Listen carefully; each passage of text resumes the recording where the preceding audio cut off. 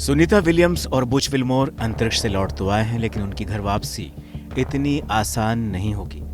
धरती पर दोबारा चलने और संभलने के लिए उन्हें वक्त लगेगा। उनके शरीर को फिर से धरती की ग्रेविटी के मुताबिक ढलना होगा। इसके लिए उन्हें 45 दिनों तक नासा के जॉनसन स्पेस सेंटर में रखा जाएगा, जहां उनकी सेहत पर पल पल की निगरानी रखी जाएगी। दरअसल अंतरिक्ष में लंबे समय तक रहने से शरीर पर कई प्रभाव पड़ते हैं। माइक्रोग्रेविटी की वजह से हड्डियां और मांसपेशियों पर असर होता है, जिसकी वजह से चलने, देखने और प्रतिक्रिया देने में दिक्कतें हो सकती हैं। इससे मानसिक परेशानी और गंभीर बीमारियों का खतरा भी बढ़ जाता है। सुनीता विलियम्स और बुच विल्मोर को इन्हीं चुनौतियों से उबरना होगा और इन्हीं चुनौतियों का सामना करना होगा। आपको बताते हैं कि अंतरिक्ष में रहने की वजह से क्या क्या वो परेशानियां हैं जो किसी भी अंतरिक्ष यात्री को धरती पर वापस लौटने के बाद फेस करनी पड़ सकती हैं। Space anaemia. अंतरिक्ष में खून का प्रवाह बदल जाता है, जिससे लाल रक्त कोशिकाओं का उत्पादन प्रभावित होता है। Baby feet. अंतरिक्ष में तलवों की मोटी चमड़ी हट जाती है, जिससे पैरों की त्वचा कोमल हो जाती है और चलने में दिक्कत होती है। बोलने में परेशानी।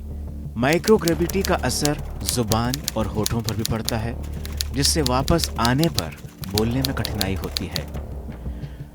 कॉस्मिक रेडिएशन, ब्रह्मांडीय विकिरण।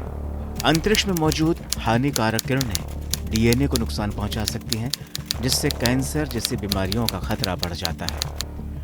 रीढ़ की लंबाई बढ़ना। अंतरिक्ष में रीढ़ की हड्डी कुछ इंच लंबी हो जाती है, लेकिन लौटने के बाद यह सामान्य हो जाती है, लेकिन इसकी वजह से पीठ में दर्द हो सकता है। दिल पर असर।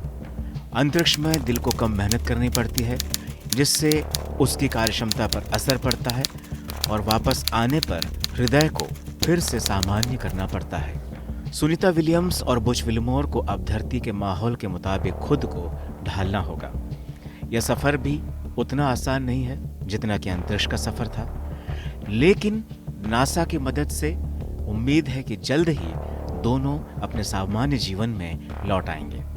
अंतरिक्ष में रहने के दौरान सुनीता विलियम्स ने पिज्जा, सूखा दूध, रोस्टेड चिकन और टूना जैसे खाने का आनंद लिया। नासा ने उनकी कैलोरी का पूरा मैनेजमेंट किया ताकि उनका जो वजन है वो कंट्रोल्ड रहे। सुनीता विलियम्स को 1998 में नासा ने अंतरिक्ष यात्री के रूप में पहली बार चुना था। साल 2006 में पहली बार अंतरिक्ष गईं और 195 दिन वहां रहीं।